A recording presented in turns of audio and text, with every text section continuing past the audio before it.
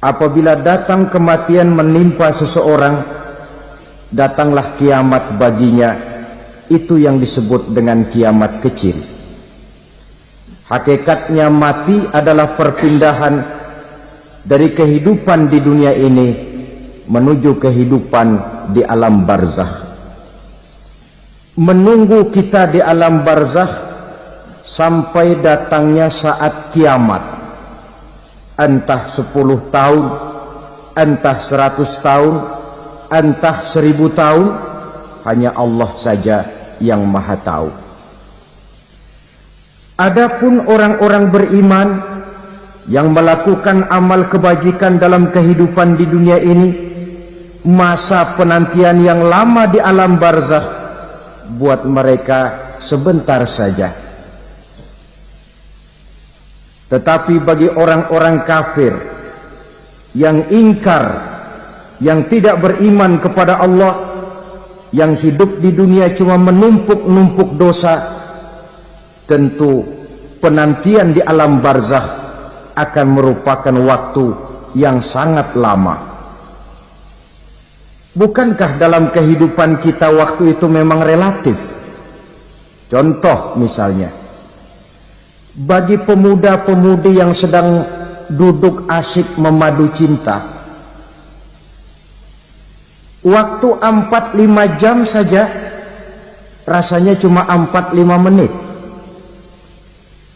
Tenggelam oleh keasikan. Tapi buat orang yang berbaring di rumah sakit, meratap di balik-balik apa itu tembok derita kata lagu, di balik dinding-dinding penjara, sehari bagai seminggu, seminggu rasa sebulan, sebulan boleh jadi rasa setahun. Penantian yang sangat lama. Kapan kiamat itu akan datang? Ini rahasia Allah. Jangankan kita yang orang awam, baginda Nabi sendiri tidak diberitahu oleh Allah kapan kiamat itu akan terjadi. Tetapi sungguh pun demikian, banyak hadis-hadis yang menjelaskan ciri atau tanda-tanda datangnya kiamat.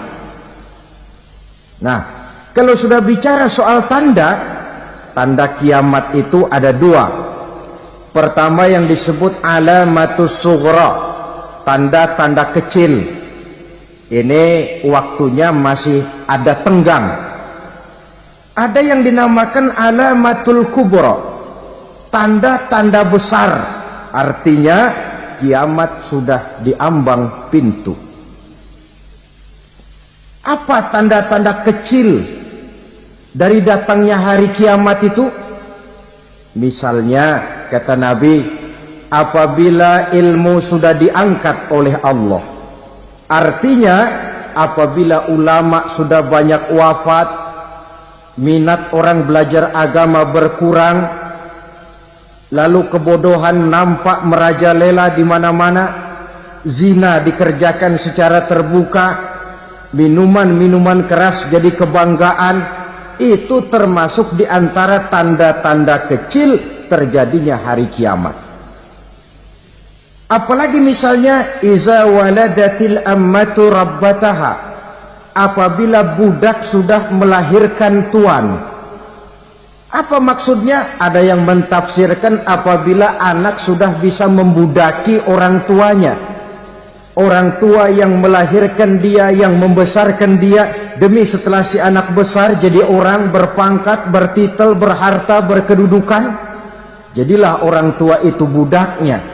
Sehingga sering dibilang kalau orang tua kaya, anak jadi raja. Tapi kalau anak yang kaya, orang tua sering jadi budak. Apalagi munculnya fitnah yang bergelombang, timbul perang antara dua bangsa yang besar, waktu berjalan terasa sangat pendek sekali. Itu merupakan tanda di antara tanda-tanda kiamat. Termasuk di dalamnya sulit membedakan mana laki, mana perempuan. Kan kalau tanda-tanda kayak begini sekarang sudah banyak kita lihat kan. Ulama banyak wafat, penggantinya sulit. Zina dikerjakan berterang-terangan, minuman keras jadi kebanggaan.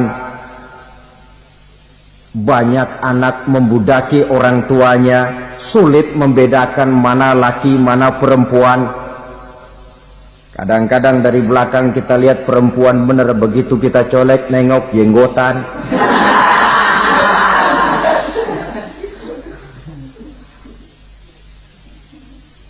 Ini termasuk tanda-tanda kecil, masih ada tenggang sampai akan terjadinya kiamat itu. Nah, yang dimaksud dengan tanda-tanda besar, ini tanda besar artinya kiamat sudah di ambang pintu. Pertama, matahari terbit dari sebelah barat.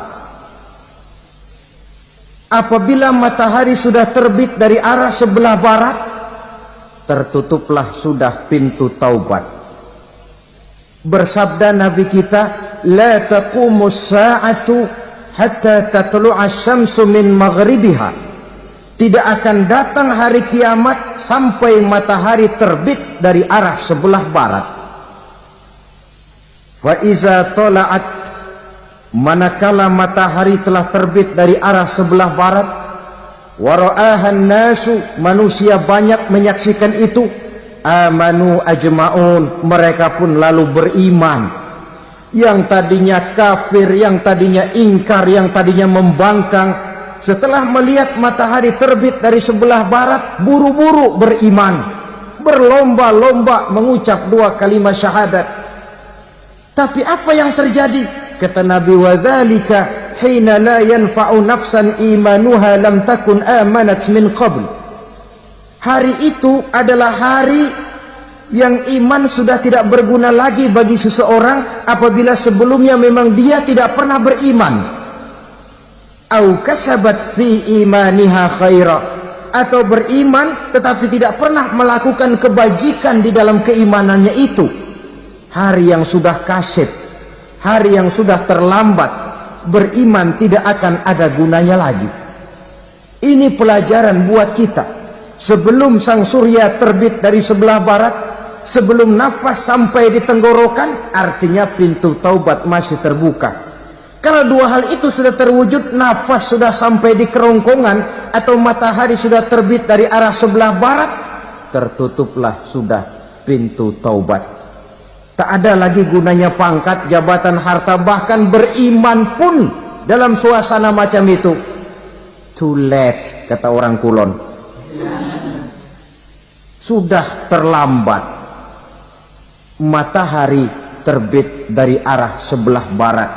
Itu tanda besar, artinya kiamat sudah di ambang pintu. Lalu apalagi tanda besar? Munculnya Dajjal. Dajjal artinya pendusta-pendusta yang menyesatkan manusia. Ada 2 macam Dajjal, saudara. Ada Dajjal kecil, ini Dajjal kelas teri. Kalau ini sejak zaman Rasulullah sudah ada itu. Tiap zaman ada. Di zaman Rasulullah misalnya ada yang bernama Aswad al-Unsi dari Yaman. Ada yang namanya Musailamah al-Kazzab dari Yamama. Ada yang namanya Ibnu Sayyad dari Madinah. Ini Dajjal-Dajjal di zaman Rasul. Musailamatul Kazzab memproklamirkan diri jadi nabi dia. Di zaman Rasul masih hidup. Ini Dajjal zaman Nabi.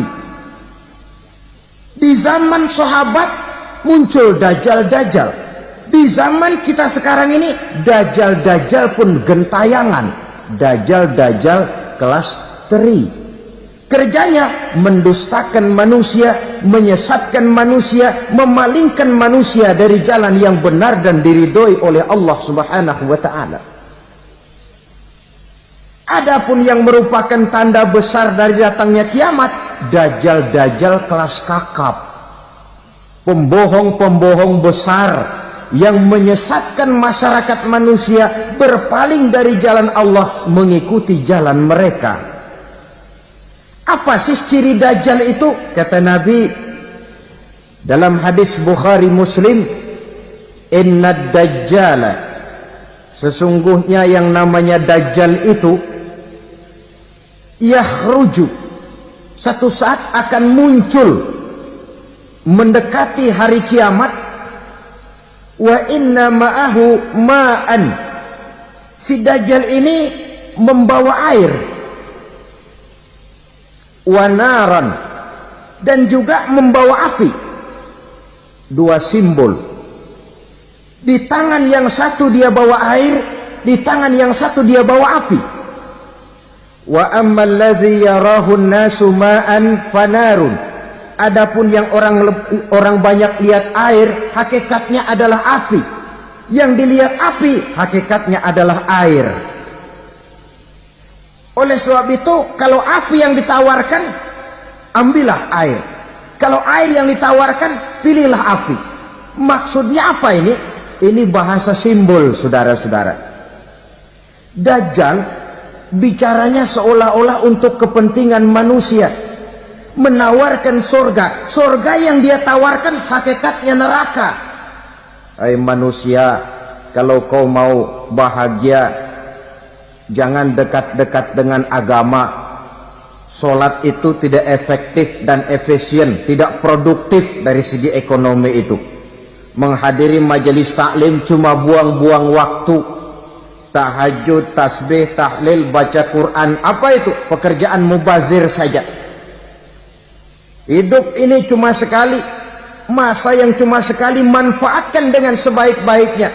Mumpung, dibawanya sifat mumpung tetapi dalam pengertian yang sangat negatif. Bicaranya seolah-olah untuk kepentingan manusia, tetapi sebenarnya menjerumuskan manusia. Menawarkan air, tapi sebenarnya api. Menawarkan api, tapi hakikatnya air. Buat apa kamu sholat? Buat apa kamu bayar zakat? Buat apa kamu puasa? Surga yang dicanangkan Dajjal, hakikatnya neraka. Neraka yang digambarkan Dajjal, pada dasarnya adalah surga. Jadi memutarbalikkan fakta itu kerjaan Dajjal. Yang hak jadi batil, yang batil dibilang hak, yang benar jadi salah, yang salah malah jadi benar. Tuntunan disuruh jadi tontonan, tontonan malah menjadi tuntunan. Itu pekerjaan Dajjal profesinya. Zamannya Nabi Adam, Dajjalnya kan iblis. Betul? Betul. Apa sih gang kerayuan iblis itu? Allah setelah menciptakan Nabi Adam kan bilang, Adam, kau dan istrimu Hawa tinggal di surga ini. Seluruh fasilitas yang ada di surga persilahkan kau nikmati. Satu yang tidak boleh, jangan coba-coba dekati pohon khuldi. Dekat saja jangan, apalagi sampai memetiknya. Datang Dajjal yang namanya iblis ini. Adam, kamu tahu nggak kenapa tidak boleh makan buah khuldi? Ya nggak tahu, pokoknya saya dilarang. Bodoh kamu Dam. Khuldun artinya kekal. Kalau kamu makan itu buah, kau akan kekal di surga buat selamanya. Allah tidak kepengen, maka dilarang kamu makan buah khuldi. Kalau kau ingin kekal di surga Adam, makan saja. Saya bicara begini ini untuk kepentingan kamu Adam. Ini kan ciri-ciri Dajjal. Bicaranya sih seolah-olah untuk kepentingan Nabi Adam, hakikat sebenarnya menjerumuskan Nabi Adam supaya ingkar dan melanggar larangan dari Allah Subhanahu wa ta'ala. Jadi setelah muncul Dajjal, timbul kekacauan-kekacauan di masyarakat. Banyak yang terpengaruh, terpedaya dan terpesona. Termasuk mereka yang memproklamirkan diri jadi nabi. Mereka yang memproklamirkan diri jadi rasul di zaman sesudah Rasulullah wafat, itu adalah Dajjal-Dajjal. Maka saya ingatkan, kalau di zaman kita sekarang ini ada orang ngaku jadi nabi, ada orang ngaku jadi rasul biar bahasa Arabnya kental, Quran hafal, hadis ribuan hadis hafal, biar pakai serban sampai menyengser ke tanah, bahasa Arabnya fasih, tapi dia mengaku jadi nabi, jadi rasul. Kita umat Islam wajib tidak percaya, wajib untuk tidak percaya. Itulah dajjal-dajjal zaman kita sekarang ini. Tidak mustahil mereka datang mempengaruhi orang-orang awam supaya berpaling dari Rasulullah, mengikuti mereka. Nah, di akhir zaman nanti mendekati hari kiamat, dajjal ini muncul, dajjal kelas kakap, menyesatkan masyarakat manusia untuk berpaling dari Islam, mengikuti seruan mereka. Apalagi di antara datangnya kiamat itu, tanda yang besar itu, turunnya Nabiullah Isa al-Masih, putra Maryam. Menurut berbagai hadis yang sahih, Nabi Isa al-Masih nanti akan turun lagi, tidak membawa risalah yang baru, tapi meluruskan risalah Islam ini yang telah banyak ditinggalkan oleh masyarakat. Bahkan ada hadis menjelaskan beliau akan membunuh Nabi, mematahkan kayu-kayu salib, lalu melaksanakan haji dan umrah mengikuti syariat Nabi Muhammad, bukan membawa agama baru. Menjadi semacam mujaddid, reformer, menyelamatkan manusia dari bisikan dajjal. Bahkan ada riwayat yang menjelaskan bahwa Nabi Isa berhasil mengalahkan dajjal, mengembalikan masyarakat manusia kembali kepada ajaran Islam yang datang dari Allah, dibawa oleh Rasulullah sallallahu alaihi wasallam.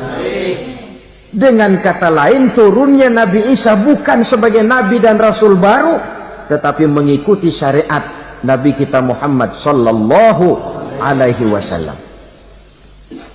Saudara hadirin, ibu-ibu hadirat yang saya hormati, kemudian apalagi di antara tanda-tanda besar akan datangnya kiamat itu?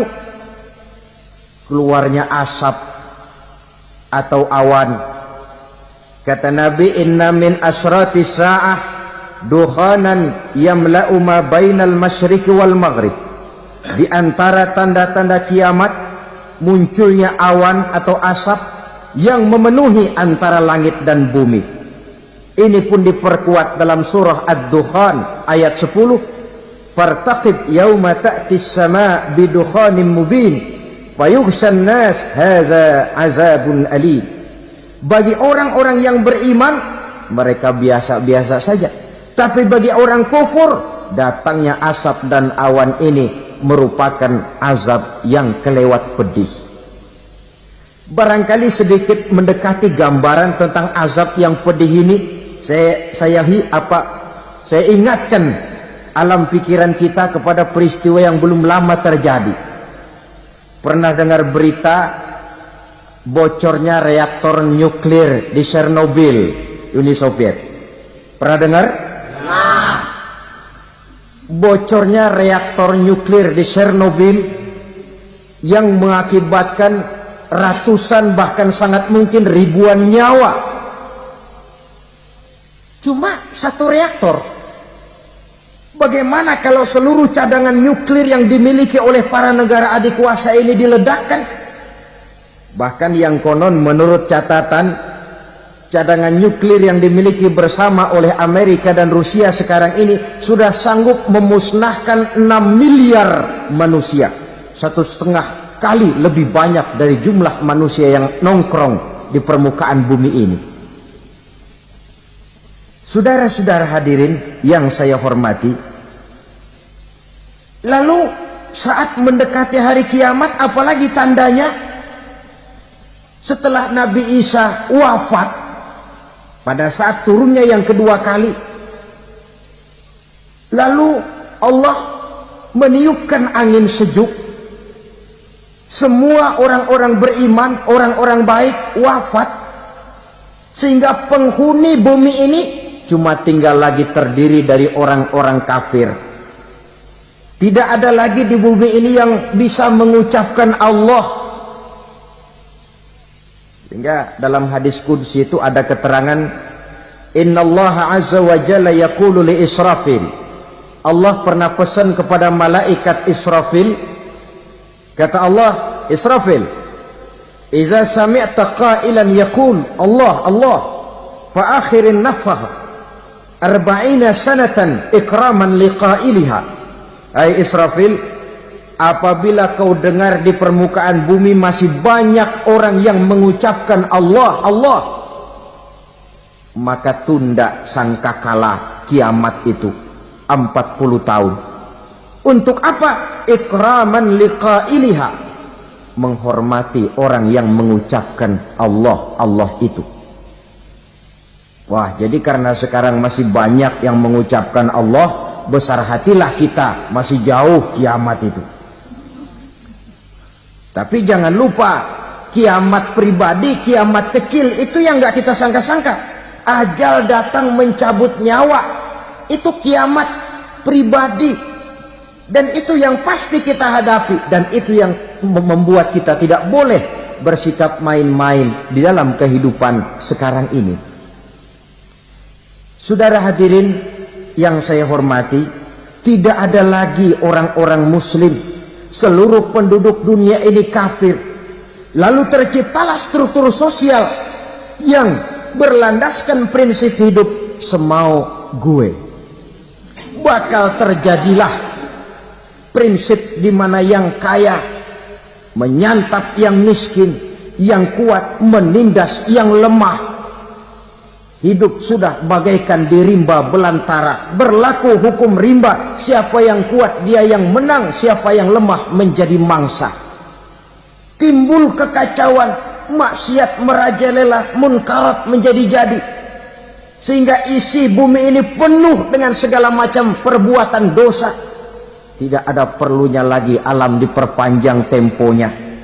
Datang saat yang sudah dijanjikan oleh Allah Azza wa Jalla, maka terjadilah yang disebut kiamat kubra, kiamat besar, kiamat hancur-hancuran.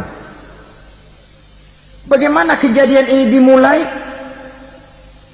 Dalam surah Az-Zumar ayat 68, Allah Subhanahu wa taala berfirman, wa nufikha fis-suri fasa'iqa man fis samawati wa man fil ardi illa man sya'allahu. Maka manakala ditiuplah sangkakala, terkejutlah seluruh yang ada di langit dan seluruh yang ada di bumi. Bila saat kiamat datang, Allah perintah malaikat Israfil, Israfil, tiup sangkakalamu. Ditiuplah sangkakala oleh malaikat Israfil. Yang akibat daripada tiupan itu, seluruh yang ada di langit, seluruh yang ada di permukaan bumi terkejut. Yang ada di langit siapa? Malaikat kan. Bayangin aja kalau malaikat kaget, apalagi kita. Terkejut seluruh makhluk yang ada di bumi, yang ada di langit mendengar suara sangkakala itu. Bunyinya tidak sanggup kita bayangkan dahsyatnya. Ledakan nuklir, ledakan neutron, belum apa-apa ketimbang bunyi sangkakala malaikat Israfil ini. Nah, lalu mendengar bunyi sangkakala ini, gemparlah makhluk, kacaulah alam. Bumi gempa, planet-planet bertabrakan, gunung meletus, air laut tumpah ke darat, angin topan bertiup, halilintar menyambar. Lalu semua yang bernama hidup mati total. Mati bareng tanpa persiapan. La haula wa la quwata illa billah. Saya kadang-kadang dalam tafakur bermohon, ya Allah, mudah-mudahan saya nggak nemuin kiamat beneran. Ngeri, nggak bisa kita bayangkan macam apa suasana seperti itu. Allah saja banyak memberikan gambaran, misalnya Al-Qari'ah, wa mal qari'ah, wa ma adraka mal qari'ah. Kejadian yang menggemparkan. Tahukah kamu apa kejadian yang menggemparkan itu? Yauma yakunun nasu kal farasil mabsus wa takunul jibalu kal ihnil manfus. Pada saat itu manusia berterbangan bagai kupu-kupu, gunung berterbangan seperti kapas ditiup angin. Gunung saja macam kapas, konon lagi manusia. Kematian total, mulai semut sampai gajah mati, jin mati, iblis mati, malaikat mati. Malaikat saja mati. Saudara hadirin yang saya hormati, kematian total yang tanpa persiapan. Orang bilang, Pak, kalau mati bareng begitu yang repot malaikat maut dong ya. Cabut sana, cabut sini. Itu kalau menurut logika kita, mestinya begitu menurut logika. Tapi logika juga yang bilang nggak perlu serepot itu. Sebab untuk mematikan listrik di wilayah DKI, di wilayah Jakarta, nggak perlu tiap rumah didatengin matiin ya lama. Cukup dari kantor pusatnya saja PLN tekan satu tombol, gelaplah seluruh Jakarta. Saudara hadirin yang saya hormati, kematian total. Lalu setelah kematian total, planet-planet juga mati, dalam arti tidak bergerak dan beredar. Angin mati, dalam arti tidak bertiup. Air mati, dalam arti tidak ada riak gelombang. Pokoknya semua mati.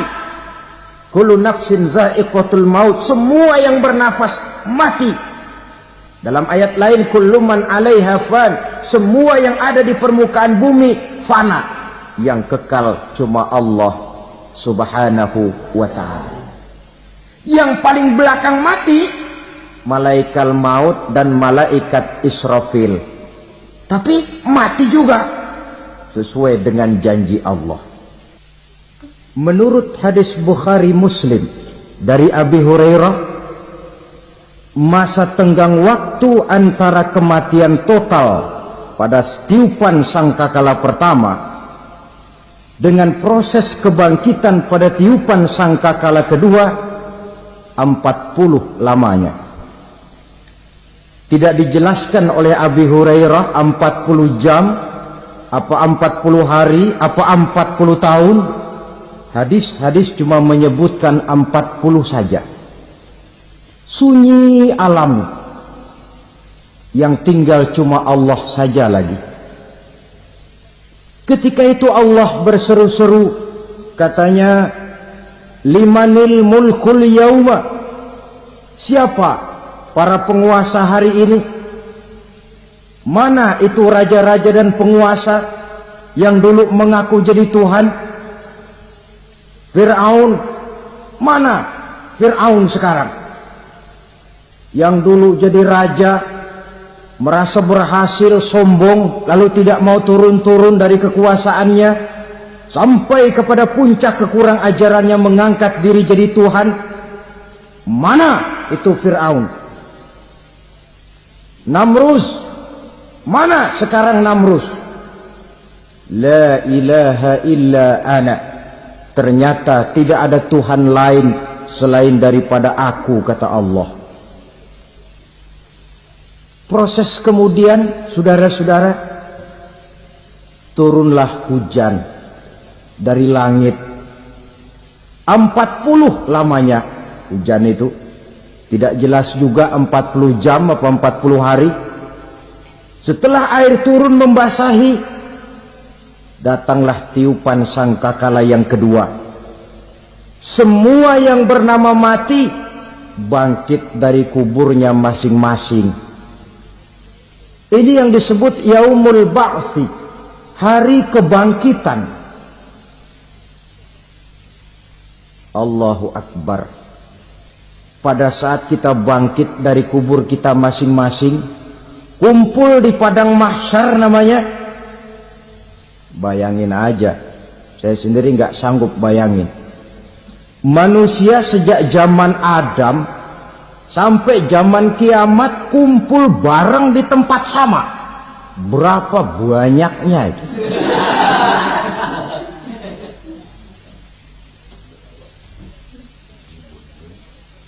Dan yang luar biasa menurut satu riwayat, pada saat bangkit itu, Masya Allah, roman muka kita berubah,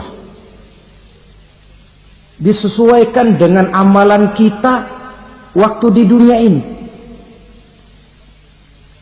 Barang siapa yang waktu di dunia amalannya itu amalan tikus, di akhirat nanti dia bangkit dari kubur, mukanya seperti muka tikus. Gagah betul badannya, tapi mukanya seperti tikus. Kenapa? Amalannya waktu di dunia seperti amalan tikus. Apa amalan tikus itu? Suka ngegeragoti barang yang sudah disimpan rapi-rapi. Orang sudah simpan uang rapi-rapi, simpan perhiasan rapi-rapi, digeragoti oleh tikus. Maling-maling, pencoleng-pencoleng, koruptor-koruptor, itu nanti di akhirat nanti kita lihat mukanya seperti muka tikus. Oh, ini waktu di dunia suka nyolong, mukanya seperti muka tikus.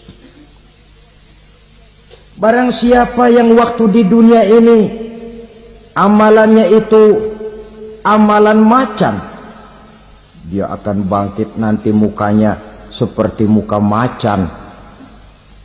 Apa amalan macan? Macan itu amalannya menang-menangan. Orang yang mau menang saja nggak mau mengalah. Coba lihat di hutan, kenal hutan nggak?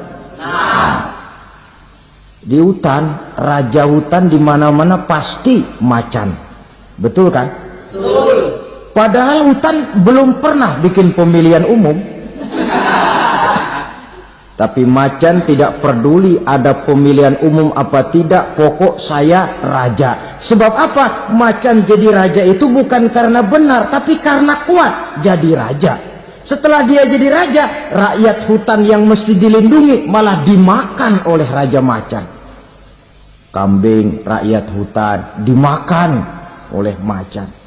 Ayam rakyat hutan dimakan oleh macan. Itu nanti kita lihat di akhirat itu mukanya seperti muka macan, gagah betul. Lalu barang siapa yang di dunia ini amalannya itu seperti amalan anjing, nanti dia punya muka seperti muka anjing. Apa amalan anjing? Pertama, anjing itu kalau disuruh jaga rumah, dia tidak bisa membedakan mana maling, mana tamu. Biar yang datang maling kalau bawa tulang, anjing kalem. Yang kedua, anjing itu akan setia kepada siapa saja yang memberinya roti. Siapa yang memberinya roti, itulah majikannya. Apa kata majikannya, pasti dia laksanakan. Soal benar atau salah, dia tidak peduli. Setelah anjing dapat roti, dia tidak punya pilihan lain kecuali bilang, abdi mah kumaha juragan wae ayeuna mah.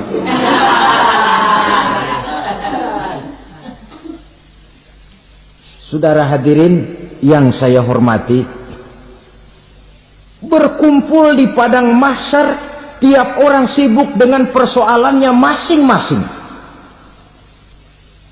Matahari waktu itu didekatkan oleh Allah, panas luar biasa. Ada yang saking panasnya itu mencucurkan peluh keringat sampai sebatas mata kakinya. Ada yang keringatnya sampai sedengkulnya, ada yang keringatnya sampai sepusatnya, ada yang keringatnya mengalir sampai sebahunya, ada yang kelelap oleh keringatnya sendiri. sementara orang di sampingnya nggak apa-apa.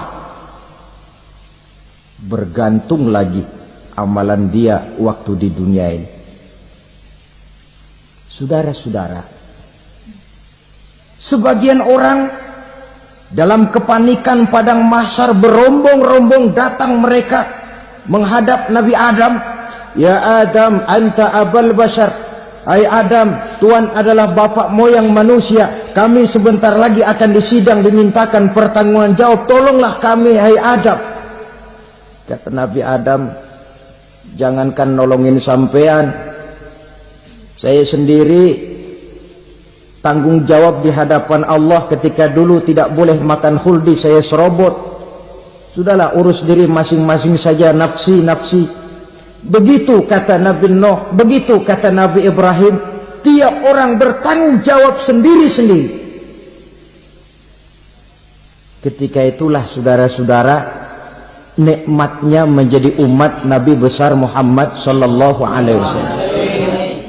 Sebab apa? Walaupun menurut abjad kita ini umat paling belakang, kan paling belakang kita ini toh, karena Nabi Muhammad adalah Nabi akhir, tapi akan dihisap lebih dulu, lewat di atas sirat lebih dulu, masuk surga lebih dahulu ketimbang umat-umat belakangan.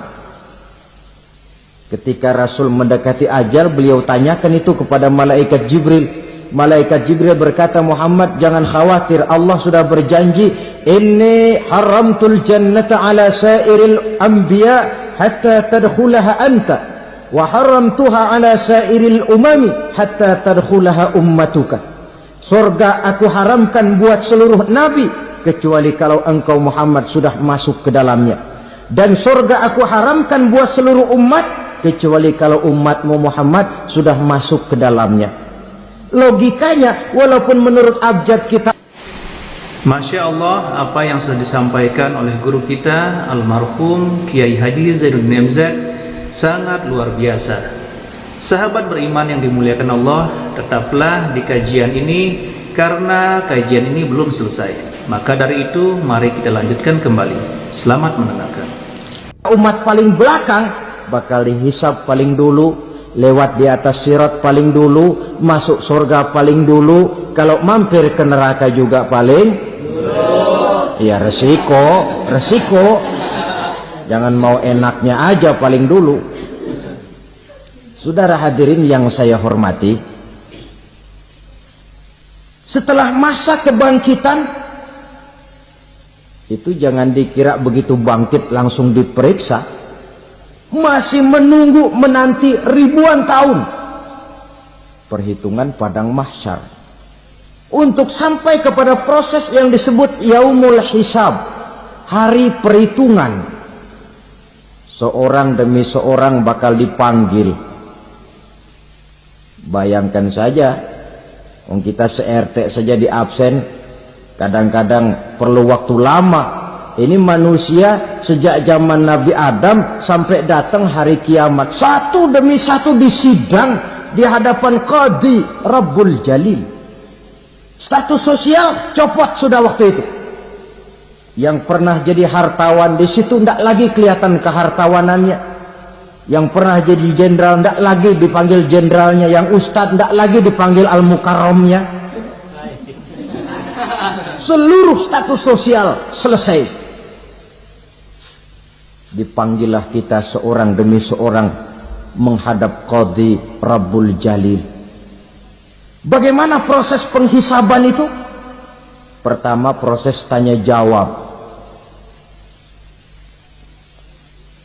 Di antaranya ada hadis menyatakan, lan tazula qadama 'abdin yaumal qiyamah hatta yus'ala an arba'i khisalin. Besok di hari kiamat tidak akan bergeser telapak kaki seorang hamba sampai dia ditanya lebih dulu tentang 4 persoalan. Tentang ilmunya. Kemana ilmu itu diamalkan? Tentang umurnya. Di mana umur itu dihabiskan? Tentang masa mudanya. Kemana masa muda itu dipakai? Tentang hartanya. Dari mana harta itu didapat dan kemana harta itu dibelanjakan. Ini termasuk proses tanya jawab. Jadi kalau istilah pengadilan dunia, nama Fulan bin Fulan. Kamu waktu di dunia diberikan umur panjang untuk apa? Pernah mengalami masa muda, kemana kau habiskan masa remajamu? Kau diamanahkan ilmu, dengan apa ilmumu kau amalkan? Kau diberikan harta, dari mana harta kau dapat, kemana kau belanjakan? Tak seorang pun yang bisa mungkir. Sebab apa? Dikala itu yang menjadi saksi bukan orang. Yang menjadi saksi adalah seluruh anggota badan kita. Tangan bicara, kaki jadi saksi terhadap seluruh amalan yang pernah kita kerjakan pada saat kehidupan di alam dunia ini. Selesai proses tanya jawab, lalu diperlihatkan buku catatan kita waktu hidup di dunia ini. Jangan lupa Allah itu menyiapkan 2 superkomputer kepada kita. Sebelah ditempelin sebelah kanan, yang sebelah tempelin di sebelah kiri. Komputer itu namanya Raqib dan Atid. 2 malaikat yang apabila baik kita lakukan, refleks saja akan menulis kebajikan kita. Jahat kita kerjakan, akan tertulis. Catatan itu nanti diperlihatkan kepada kita. Waduh, alangkah malunya pada saat diperlihatkan catatan kita, buku rapot kita merah melulu. Barangkali diperiksa sambil diomelin, brengsek lo. Buku merah melulu begini, bagaimana waktu hidup di dunia? Tidak cukup diperlihatkan buku catatan kehidupan, rekaman kehidupan. Rekaman kehidupan kita secara utuh sejak terlahir sampai ajal datang merenggut nyawa. Barangkali mirip dengan video sekarang ini, di mana terekam dengan baik seluruh kegiatan kita sejak yang sekecil-kecilnya sampai kepada yang sebesar-besarnya. Untuk kemudian kita pun menerima balasan. In khairan fa khairun wa in syarran fa syarrun. Kalau baik ya baik balasannya, kalau jahat ya jahat juga balasannya. Catatan-catatan kita diberikan. Kalau banyak kebajikannya diberikan di tangan kanan dengan cara yang halus. Kalau banyak kejahatannya diberikan dari sebelah kiri atau dilempar dari belakang. Itulah sebabnya sejak di dunia ini kita sudah mohon kepada Allah. Ketika berwudu membasuh tangan kanan, apa kita bilang? Allahumma a'tini kitabi biyamini wa hasibni hisaban yasira. Ya Allah, berikan saya kitab di tangan kanan, dan kalau saya memang perlu dihisab, hisablah saya yang seringan-ringannya. Tangan kiri berlindung kita kepada Allah, jangan sampai diberikan kitab di tangan kiri atau dari arah sebelah belakang. Wa a'udzubika an tu'tiya kitabi bishimali aw min wara'i zuhri, dari arah sebelah belakang. Na'udzubillah min dzalik. Setelah selesai lewat proses penghisaban, lewat mizan, timbangan, maka yang sudah selesai dihisab itu bergeraklah menuju sirat, jembatan yang terbentang menuju surga melalui neraka. Saudara-saudara, panjangnya perjalanan sirat itu memakan waktu ratusan tahun. Tetapi orang yang lewat di atas sirat pun macam-macam, bergantung amalannya ketika di dunia ini. Ada yang lewat di atas sirat itu kalbarkil khatib, seperti kilat yang menyambar, lep, sudah sampai dia di surga. Cepat bukan main. Ada yang lewat di atas sirat itu seperti orang lari-lari. Ada yang lewat di atas sirat itu seperti orang jalan biasa. Ada yang sambil merangkak, ada yang sambil ngesor, ada yang sambil gelayutan. Ada yang selamat sampai ke ujung ke surga, ada yang tergelincir jatuh masuk ke dalam neraka bergantung amalannya dalam kehidupan di dunia sekarang ini. Tiap kita akan melewati yang namanya sirat ini. Saudara-saudara kaum muslimin yang saya hormati, dengan demikian mereka yang selamat melalui sirat sampai ke terminal akhir surga, mereka yang ketika dihisab ternyata banyak kejahatannya daripada kebaikannya, mereka singgah di dalam neraka. Nah, adapun orang-orang yang beriman menurut ayat Quran dan hadis Nabi itu nanti ada bermacam-macam. Ada orang beriman itu yang dimasukkan surga. Ada orang beriman itu yang dimasukkan ke dalam surga. Ada orang beriman itu yang disebut penduduk surga. Kenapa lain-lain, Pak? Karena waktu di dunia amalannya juga lain-lain. Ada orang beriman yang masuk surga. Ini paling murah tiketnya. Mau masuk surga? Kata Nabi begini, ma min abdin qala la ilaha illallah thumma mata ala dhalik illa dakhalal jannah. Kalau seorang hamba sudah mengucap dua kalimat syahadat, dia yakin dengan kebenaran kalimat itu sampai matinya, orang itu akan masuk surga. Abi Dzar yang waktu itu diajak bicara heran, ya Rasul kok gampang betul? Iya, walaupun orang itu mencuri, iya, walaupun orang itu berzina, iya, biar dia mencuri, biar dia berzina, kalau dia sudah mengucap dua kalimat syahadat, dia yakin dengan kebenaran kalimat itu sampai matinya, itu orang akan masuk surga. Jadi masuk surga cukup dua kalimat syahadat, yakin sampai mati, masuk surga. Itu perkara masuk. Tapi kalau pertanyaannya diterusin, masuknya kapan, Pak? Nah, ini lain lagi urusannya. Sebab ada yang masuknya itu langsung, ada yang mampir dulu. Di sana tempat cuma dua, kalau tidak surga, neraka. Mau ke surga tapi mampir dulu, yang mampirnya jelas di neraka.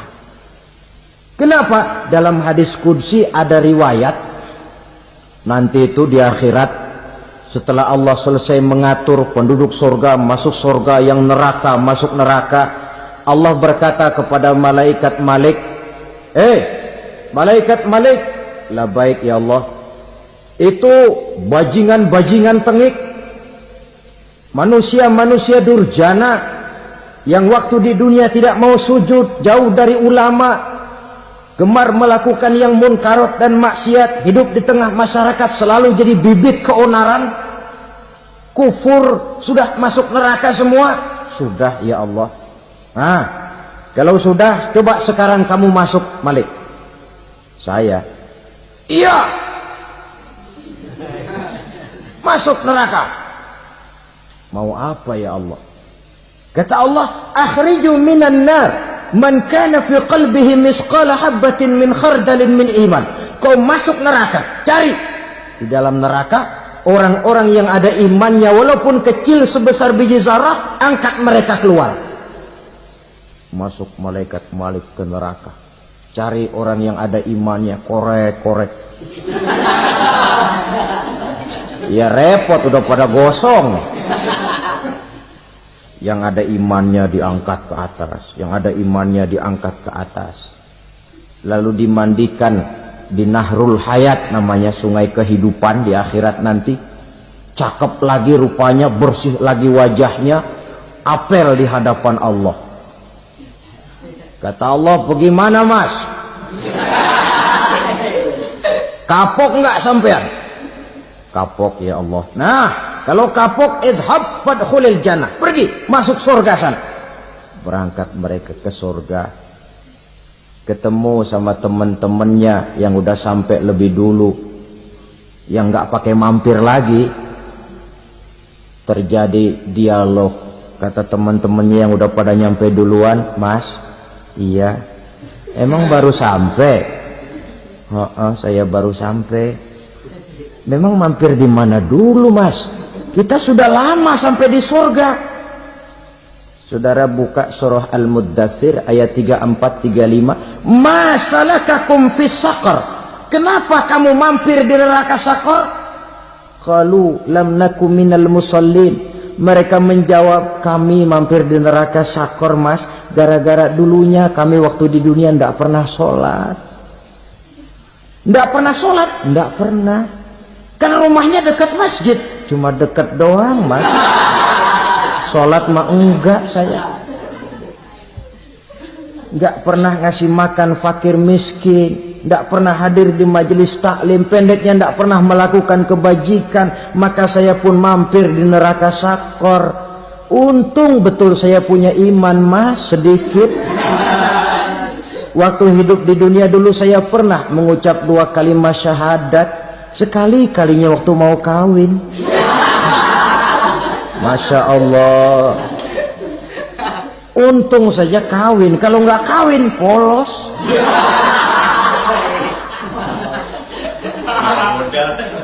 Itu juga pengulu sudah setengah mati ngajarin. Asyhadu alla, asyaduaan, asyaduaan.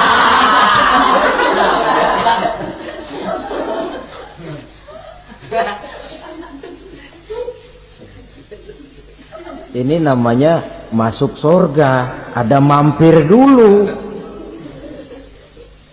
Ada pula orang mukmin itu yang dimasukkan surga. Namanya dimasukkan kan terima beres.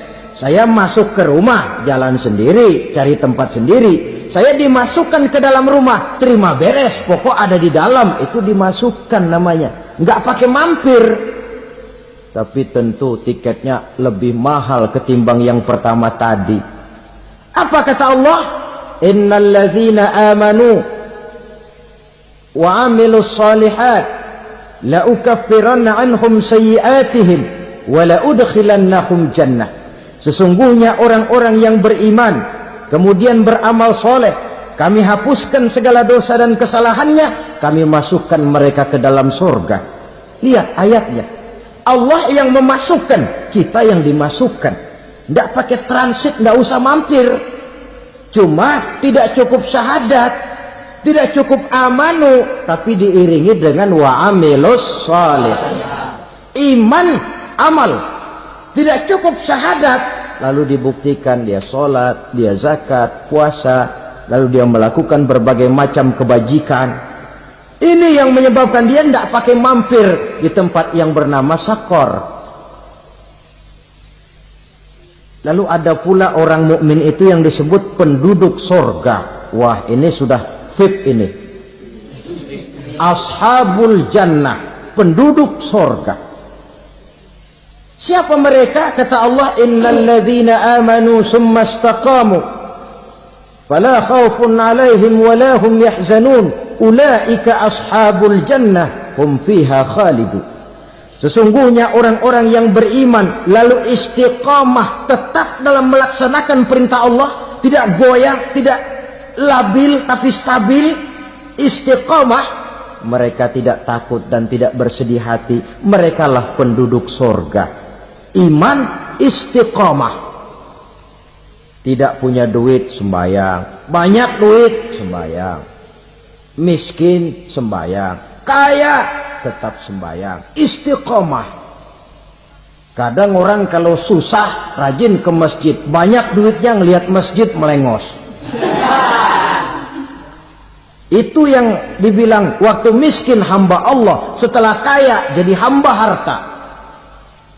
Bergeser, tidak ada nilai istiqomahnya. Saudara-saudara, dengan begitu penduduk neraka itu dua. Ada penduduk permanen, ada penduduk yang semi permanen. Yang semi permanen orang-orang beriman yang mempunyai dosa besar. Mereka masuk ke neraka untuk menerima azab sesuai dengan dosanya. Bila selesai masa azab itu, mereka akan diangkat untuk ditempatkan kembali ke dalam surganya Allah Subhanahu wa ta'ala. Nah, dikala itulah saudara-saudara, ada yang disebut syafaat dari Rasulullah Sallallahu Alaihi Wasallam. Tapi tentu jangan lupa, syafaat ini ibarat kain menambal dia. Kita punya kain bolong-bolong sedikit, syafaat yang menambal. Sholat kita ada kurang dikit, sedekah kita ada campur riak dikit, amalan kita ada tidak karena Allah dikit, kita berharap syafaat. Jadi biarlah kain masih bolong-bolong, yang penting punya kain. Tapi kalau kainnya tidak ada, yang ditambal apanya? Sholat tidak, puasa tidak, zakat tidak, berharap syafaat saja. Ya, terlalu berlebihan itu. Saudara hadirin yang saya hormati, apabila selesai proses penghisaban, proses penghitungan, maka dikala itulah manusia terbagi dalam dua kelompok besar. Fariqun fil jannah wa fariqun fis sa'ir. Sekelompok orang-orang beruntung yang masuk ke dalam surga, dan sekelompok lagi masuk ke dalam neraka. Akan memakan waktu untuk menceritakan sifat surga dan neraka, tapi insya Allah pada kesempatan pertemuan lain saya sampaikan. Namun sebagai gambaran umum cukuplah saya sampaikan sebuah hadis qudsi. Allah jelaskan, a'dadtu li'ibadiyas salihin ma la aynun ra'at wa la uzunun sami'at wa la khatara fi qalbil bashar. Aku sediakan buat hamba-hambaku yang soleh, yang tidak pernah terlihat oleh mata, tidak pernah terdengar oleh telinga, dan belum pernah terdengar